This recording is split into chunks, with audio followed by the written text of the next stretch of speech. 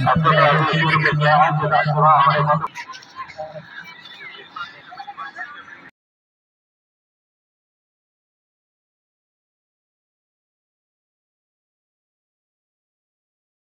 के दिसम पेड़ा को news गाँवता live रे आपे सानाम को सगुन दाराम जाव दिन लेका गे तेहन आरो नवा वीडियो रे इंगे बबलू सोरेन तो दिलाबन तेहन दो मिट्टन नेता गे रे जहां ताहे कना फुटबॉल एने रेना ओंडेना गे तीना गान टीम को पार्टिसिपेट लेआ और प्राइज को चलका ताहे कना और ओको को हामेट का निये को बखरा तेना बड़ा चपिए नो जहां खेल बन जामे दो नो दो HBC चोटिया फुटबॉल ग्राउंड कना और नवा दो दोसर महारेना सेमीफाइनल खेल रे नुकिन दाव किन हामेट का दो नवा धारे पे नेले कन ओय बायलो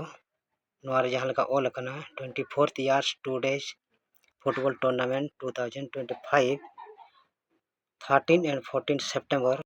Chautiya P Olodasuli PS Chakulia district east Singhbhum Jharkhand pin code 832301 organise by HBC Chautiya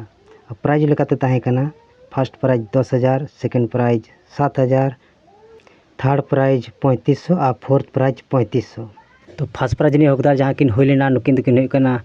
तिलक माझी फ्रीडम फाइटर और नुकिन दो फर्स्ट प्राइज नि हकदार किन होय कना नुकिन दकिन नाम किया 10,000 टाका 10,000 टाका एम कते नुकिन दको साराव कित किना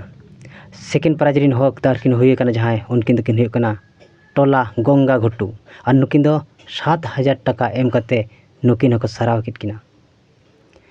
थर्ड प्राइज रिन हकदार जहां किन होय कना नुकिन दकिन होय कना सीमा आड़े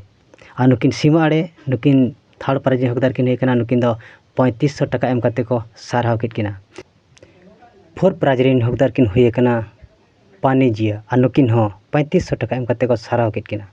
नोआ रे जहां एक्टिव मेंबर लेकाते को ताहे कना सुकुमार श्याम हपना शुक्लाल रतन ओना साथे